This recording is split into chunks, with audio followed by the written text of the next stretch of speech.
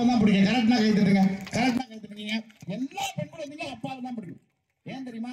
எவ்வளவு மோசமா அந்த பொண்ணு சமைச்சாலும் அவர் தான் சாப்பிடுவாரு.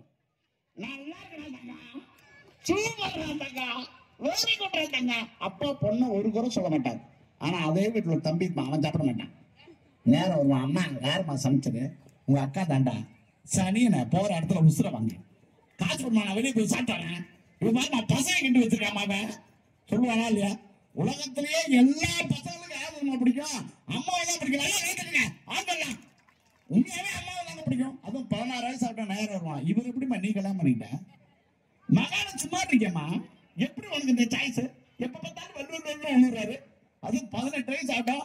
உங்க வீட்டுக்கார்ட்ட சொல்லி வை, அடிக்கடி நம்ம ரூட்ல கிராஸ் பண்றாங்க, உனக்கு அவனமா பாக்குறேன் அப்படிமா. அப்பா ஸ்கூல் விட்டு காலேஜ் விட்டு பொண்ணு வந்துருச்சான்னு விசாரிப்பாரு. ஏன்னா வெளியில எங்க வேலையா போயிருப்பாரு. ஓய்வு போட்ட போன் பண்ணி விசாரிப்பாரு. எப்படி நான் விசாரிப்பாரு? என் தங்கம் வந்துருச்சா, என் வெள்ளி வந்துருச்சா, என் பட்டு வந்துருச்சா, என் தங்கம் வந்துருச்சா, வெள்ளி வந்துருச்சா, பட்டு எங்க அம்மா வந்துருச்சான்னு கேட்பாரு. இவ்வளவு கேட்பாருங்க. ஆனா பையனை எப்படி கேட்பாரு? நம்ம கேட்பாரு, துரம் வந்துட்டாரா? அவன் வந்தே இருக்க மாட்டான், அவன் வந்தே இருக்க மாட்டான். ஆனா அவங்க அம்மா காட்டி கொடுக்கல அவனை. இப்பதான் வந்துட்டு பக்கத்துல போயிருக்கான் அப்படின்னும். பின்னாடி பிள்ளைல இருந்து அவங்க தங்கச்சி சொல்லுவாங்க, அப்பா அண்ணன் வரல, ஏன்னா போட்டு கொடுதான் அது வேலை. இந்த 2 பேரும் இணைத்து வைக்கிற உறவு பாலம் யார் தெரியுமா? உலகத்திலேயே தாய் ஒருத்தி தான் சார், அம்மா ஒருத்தி தான். அதுக்குன்னே ஒரு டயலாக் வச்சிருக்கேன், நீங்க ஏங்க போய் அவன்கிட்ட சட்டம் போடுறீங்க?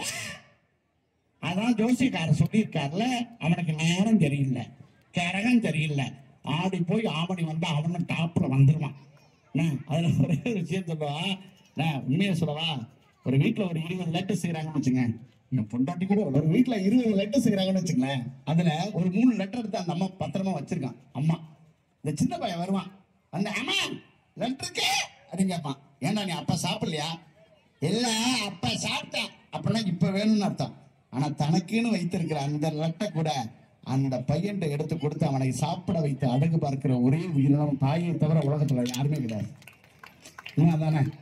அதனாலதான் கண்ணாசன் சொன்னார், யார் தெரியுமா? அம்மா உள்ளே ஊர்வலத்து உதிரத்தால் பால் கொடுத்து அள்ளியிடும் போதெல்லாம் அன்பையை சேர்த்தனைத்து தொல்லை தமக்கென்று சுகமெல்லாம் பிறக்கென்று சொல்லாமல் சொல்லிவிடும் தேவதையின் கோயில் அது.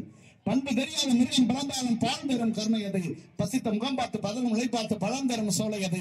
இருக்கும் பிடிசல் ஒரு தனக்கென எண்ணாமல் கொடுக்கின்ற கோயில் அது. அது தூய்மை, அது நேர்மை, அது வாய்மை. உலகத்தில் சிறந்தது தாய்மை, அதை ஒப்புக்கொள்வதை நேர்மை. நாங்கள்